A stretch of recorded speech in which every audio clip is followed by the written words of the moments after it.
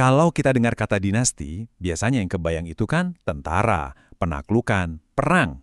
Tapi gimana kalau ada sebuah peradaban yang mencapai puncaknya bukan lewat pedang, tapi lewat buku? Nah, ini dia kisah dinasti Abbasiyah. Sebuah kekaisaran yang kekuatannya itu nggak diukur dari luas wilayahnya, tapi dari luas perpustakaannya. Pertanyaan ini nih yang jadi inti dari pembahasan kita. Dan jawaban dari kekhalifahan Abbasiyah, wah luar biasa banget. Ini jadi sebuah contoh nyata yang bisa mengubah cara kita mandang kemajuan dan kekuasaan. Yuk kita mulai. Coba deh, bayangin sebuah kota yang jadi jantungnya dunia Islam selama lebih dari 5 abad.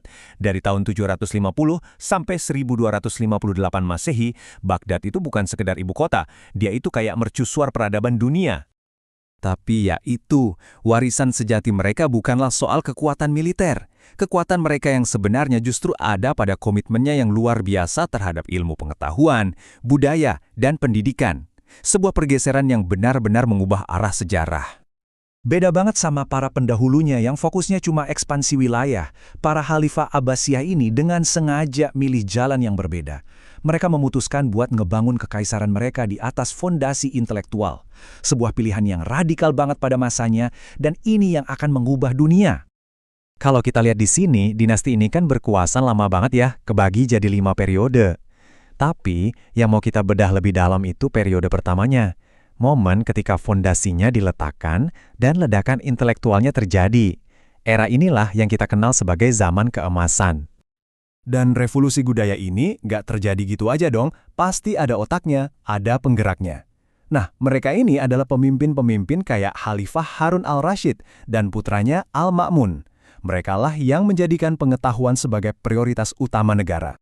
Setiap revolusi besar itu kan butuh pusat komando ya, semacam markas besarnya gitu.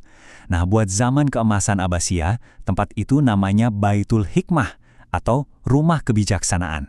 Namanya aja udah keren banget, ambisius, dan mereka benar-benar mewujudkannya. Jadi Baitul Hikmah ini apaan sih sebenarnya? Coba bayangin, ini tuh bukan cuma perpustakaan biasa. Ini bisa dibilang salah satu lembaga riset raksasa pertama di dunia yang dibiayain penuh sama negara.